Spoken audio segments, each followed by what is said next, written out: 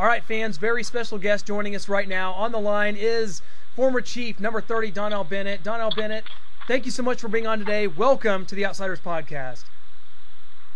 Thank you for having me. Oh, man, not a problem at all. I'll tell you what, we're looking back. We're already talking about the U because you were played at the U, and, of course, by U, I mean University of Miami. First, I want you to talk about your experience there and what's going on right now at the U. Kind of two different ends of the spectrum. Well, when I was there, of course it was an unbelievable experience.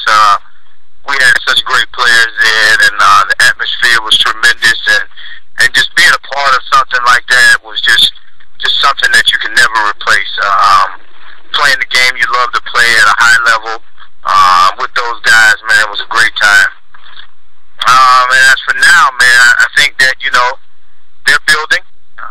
The win last week was a great win, and it showed a lot of character, which is something that is great to see, and I just look forward for great things in the future. Can you go back to your playing days when you roomed with Dwayne "The Rock" Johnson? Wow. Yeah, you should get it down. I was a state wrestler in high school now. So, he and I would lock up, and we tear up the dorms, man. We tear up the dorms. That sounds dangerous. I mean, if you get Warren Sapp in there, I don't even know if a dorm could survive that. Oh no, we tear it up now. There's no ifs, ands, or buts about it. We're destroying some furniture. Well, were you surprised when Dwayne "The Rock" goes on to this successful career in the WWE and movies? I mean, did you think he had what it took to play football professionally? Definitely. I mean, he was a hard worker, man. And anytime you put forth that work ethic, great things are going to happen. Just like you say, he was a great football player, but more importantly, he was a great person, and he was a hard worker, and he persevered, and he's on top now. Can you talk about your draft day experience, being drafted in 1994 by the Kansas City Chiefs, getting the call from Carl Peterson and Marty Schottenheimer? Oh, man, a day I'll never forget. Tremendous excitement. Getting that phone call. We're driving down the highway going from one news station to another news station. And my agent stopped on the middle of the highway, jumps out of the car, and running back to my car with the phone in his hand, saying it was the Chiefs, and it was it was just a time of pure enjoyment, and ready to go. Well, and this is going to date probably both of us, but 1994, your rookie season, I was in 5th grade, and I was at the game when you scored your first NFL touchdown against the Houston Oilers, I believe, and that's something I'll never forget. So I'm sure it's something that you won't ever forget either. Definitely, that was a special moment too. Being able to score a touchdown in the National Football League, something you grew up watching so many great ones do, and to be there on that stage and have an opportunity to do that was very exciting for me. What was it like playing with Joe Montana and Marcus Allen? You get here in '94. That's Joe's last year. Marcus is here. What was that like? Well, I'll tell you one of my greatest memories.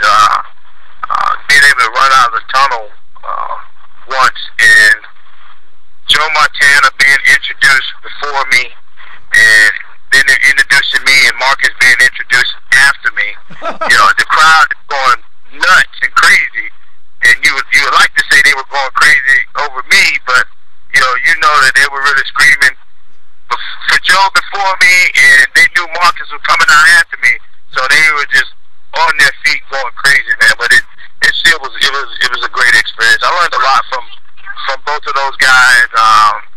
Marcus was a tremendous influence on my career and pushing me to be the best that I could be and having the success, and learned a lot from Joe Money. People wouldn't believe what type of character those guys are. They were really helpful. They really wanted to win, but they knew that in order for one to win, we all had to win. And they really helped me out. They really pushed me, and they really made me into the player that I ended up being. When you first got there, were you a little intimidated by him? Did Joe kind of yell at you if you did something wrong, or what was that like? Well, Joe's not that type of person. He's not a yelling and screaming. My running back coach Jimmy Ray, he kind of set the table and he told me, hey, listen, you see that guy right there? If his uniform ever gets dirty, you won't have to worry about playing. And, you know, you got to go out there. That was the fear factor that I had with that. And then with Marcus, you know, being in the room with him and just seeing how he approached the game, you never want to let him down. You never want to be that guy that, you know, miss your block and he ends up getting tackled in the hole or whatever the case is, or not pick up the first down. You know, so, you know, that's kind of pretty much how they were leaders in their own sense. And that's just the way our family was. Along with Kimball Anders. You know, Kimball Anders was a part of that group that was very, very instrumental in me being successful. Oh, definitely. We love Kimball over here. What was it like playing for Marty Schottenheimer? His birthday was Sunday, just turned 69. What was it like playing for a great coach like that? Oh, he's hard-nosed now. He is one way, and you know, I tell stories to this day. You know, we didn't even know what shells were until like my 5th year in the league. You know, we were 907 was full out. Let's go get it every single day. And you know, but again, you know, that made me into the football player that I was. You know, Marty was a great coach. He, I think the greatest attribute that he had was he was always going to be 100% honest with you. You know, he never sugarcoated, never, you know, cut corners or beat around the bush. He's going to tell you straight up, you know, hey, Donnell, you're not getting it done. So, you know, we're going to have you on, stay on PUP until you get back well, and then we'll reevaluate you in a couple weeks. And, you know, you got to respect that, and that just makes you work harder to show him that you're ready, and then when you accomplish that, then he's going to put you in. What about the speeches? How did players feel about those? And you yourself, I mean, his mantra, one play at a time, focus and finish. This is a game of the heart. I mean, stuff like that. What did you guys think? Listen, I use those to this day in my coaching. That's great. Because that's what it's all about, and that's just the way it is. And he was great at motivating us, getting us ready to play, and he was also good at allowing us to play in our fashion, but at the same time sticking to the game plan and being who we are, which was a physical football team. And you guys were known for, you know, you had a lot of good running backs. You, Greg Hill, like you mentioned, Marcus Allen, of course. But in '95, you guys were probably the best team in the NFL that year. Talk about, you know, what it was like in that season, and then of course the heartbreaking loss in Indianapolis and how that felt. Well, I mean, like you say, man, we had a great team, man. Our defense was one of a kind. I mean, we were stacked all over the place, and that loss to the Colts was just, you know, probably the toughest thing that I went through. You know, definitely maybe the second toughest. The loss to Alabama on our second national championship was pretty hard to swallow, but. You know, losing in that Colts game, you know, when we really knew that we were a better team than them, and we really knew that we were going to go forward to the playoffs, and to come up short like that, man, it was just a tough deal, man. And just being around those guys, DT and Mighty Mouse and Dale and all those guys, man, it was just, you know, you can't. One thing my coach Jimmy Ray used to say is that. The only thing that you can never replace is the memories. I mean, the players are going to come and go. The uniforms are going to change. The plays will change. The coaches change. But you can't replace those memories, man. And lining up and going against those guys every day in practice. And you know that when you get in the game, if you're practicing against these guys at full speed, and you get in the game, the game's going to slow down for you. Oh, yeah. I mean, can you talk about that 95 playoff game against the Colts? Lynn Elliott missing those 3 field goals. If you said anything to him or noticed other players consoling him or kind of mad at him, I don't know. What kind of went on with that? Well, you know, we didn't really say too much to him. You know, a situation like that, you know, you're expected to do your job, and when you fall short, you know, you fall short, and you know, you're upset with him for a little while there, but you know, just like we all know, hey, we all fall short, and you just got to be ready for the next time. And after we got over that initial hurt and pain that we felt for losing the game, you know, we were able to talk to Elliott again and console him a little bit at that point. But right after that game, you're disappointed, man. You're just broken in two, and you just want to be left alone. And so it was tough, man. It was a tough deal. Yeah, I know how you feel there. I didn't want to be around many people after that game as well. You talked about playing with Derek Thomas. Do you remember getting the news that he was in the car accident and then a few days later passed away? Yeah. I mean, that was a tough deal, man.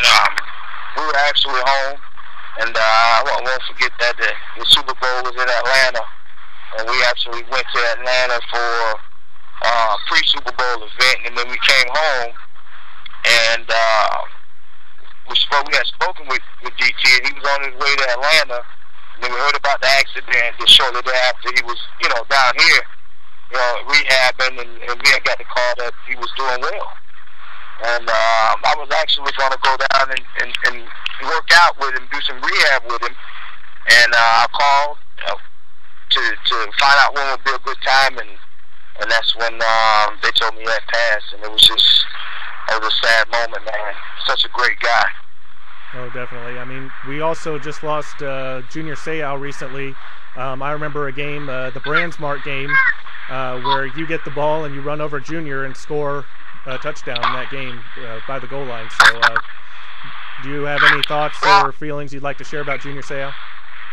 Man, let me tell you something. He is the epitome of a professional football player. He played the game the way it's supposed to be played. Every single play, he will hit you in the mouth. It doesn't matter what type of friends we are or how we are off the field. He's going to hit you in the mouth. And then when you see him in the off season, when he comes in town and to Derek's event, he's just like a brother. He wants to go out and eat some chicken wings and go bowling and go and do that stuff. But come next season, if we line up in this 3rd and 1, you better bring your A game because Junior's going to hit you in your mouth. And that's just the way he played the game, man. It was such an honor to play against him, and that was another sad moment. Can you talk about joining the Washington Redskins? Marty's 1 year there and joining the team. I heard a story about him, kind of losing the team at the beginning when he was trying to tell Darryl Green what to do. Darryl Green had been there for 10, 12 years, I don't know, and he didn't really accept Marty's coaching, trying to fix his technique, and then he turns it around and you guys go 8-8. Well, like I said, Marty was one way, and when we got there, 9-on-7 is live. It's not you go put the shells on and we're gonna play, veteran football. They were a veteran team. They had several guys that were older guys, Bruce Smith, Darryl Greens, and they had their way of doing things. And when Marty got in there and 9-on-7 was live, and we were practicing twice a day in pads and at camp, and like you said, Marty's coaching every position. He's doing he's just going around being Marty, and those guys didn't understand it and really take to it. And then it was a little tough in the beginning, but once they bought into it, we saw some success, and we had a good team then, believe it or not. But once they bought into it and start doing it Marty's way, we had some success with it, and we were able to turn that thing around. And I think, if I'm not mistaken, we were 1 game away from making it to the playoffs. Oh, you definitely were. You guys went 8-8. You started off 0-5. Do you remember a shift in thought or thinking from the players that okay, we're going to buy into Marty, and then it all turns around for you guys? Well, that's just a locker room thing. Guys are saying, hey, listen, it is what it is. We're going to go ahead and we're going to try to get this thing done and establish this season, because ultimately we are the ones that's in control. Marty is the coach, and we have the other coaches, but we're the ones that is going to go out on the field and play the game. And, just like it's a reflection of him, it's going to be a reflection on us as well. So we got to go and do the things that we need to do to be successful. And that's kind of what the message was in the locker room, and we were able to get that thing turned around. I want to go ahead and jump ahead to today. You're a coach, a high school coach down in Florida. Give our listeners just kind of an update about that and how you got into coaching and how gratifying it is for you. Well, yes, I'm the head coach coach at Northeast High School in Oakland Park, Florida. And right now, this is my 4th season, and we're 3-1 so far. We beat a couple ranked teams, Boyd Anderson and Miramar. Miramar was the state runner-up last year. 2 years ago, they won the state finals, and we were able to knock them off 2 weeks ago, and we had a big win against Boyd Anderson last weekend. And, you know, it's very gratifying. You know, anytime you have an opportunity to give back and get today's youth in an environment to where they can somewhat be successful and they can understand that you did it coming from the same place that they're coming from, you know, it's a great feeling. And going out and teaching these guys and putting them in a situation to win is pretty exciting. Well, absolutely, and best of luck with that the rest of the year, of course. And before we let you go, I got to go back to '97, a playoff team once again, and we've talked to a couple players from that era, and we want to know your thoughts about, of course, Rich Gannon pretty much led the offense that season into the 13-3 record. Elvis Gerback comes back for the playoff game. Were players kind of divided as far as who they wanted to play that game? Of course, Gerback plays, and the result wasn't good, but who did you want in that game playing? Well, you know, I'm the type of guy, you know, I'm going to take care of what I have to take care of. You know, I would have loved to see Rich stay in there and keep going. But when Marty decided to go with Elvis, you know, hey, we just had to buckle him up and go get him. You know, that's the nature of the business. And, you know, it's a tough deal. You know, I mean, I think Rich did a tremendous job, and, you know, he had control of that team at that time. And I won't say it was a rift, but you know, I will say that, you know, my opinion was that, you know, Gannon was on fire and he was hot at that time. And you know, I can't say that we would have won or it'd have been different with or without him, but it would have been good to see him continue in that role. Oh yeah, I mean, we agree here. Can you go back to your first year, 1994, the Monday Night Football game, Montana versus Elway, and Marty Schottenheimer, Joe Montana get their first win in Denver, and what that was like for you? It was a crazy night. So. Oh man, it was unbelievable night, man. A lot of the young guys got a chance to play. I mean, I don't know if you remember the big tight end we had, Green from Grambling. Oh yeah, we had him on recently. Yeah, he had a big catch late in the game, and really put Joe in the position to go ahead and win the game. And it was just an awesome day, man. Awesome night. What do you remember about the 1997 game, the 54-yard field goal by Pete Stoyanovich at the end of the game to win? You know, Pete was that guy, man. He was always telling us, you know, hey, I'm the guy that's gonna get it done. All you gotta do is get me in position, and I'll get it done. I'll win it for you. Oh, absolutely. You know what, Donnell, I'll tell you what. We're about out of time here, buddy. I can't thank you enough for being on today. We definitely got to have you back, but only on one condition. If we're calling you back here a couple weeks and you're in a state title hunt, man, that's the condition there. You got to get us a state title. All right, so if we're in the state title hunt, I'm going to be calling you. You won't have to call me. Hey, you better believe it. We want to keep in contact with you. You are incredibly insightful. Thank you so much for your time today. I know you got a busy schedule. Thanks so much, and we'll definitely have you on again, Donnell. Thanks a lot, man. All right, thank you. All right, take care, Donnell.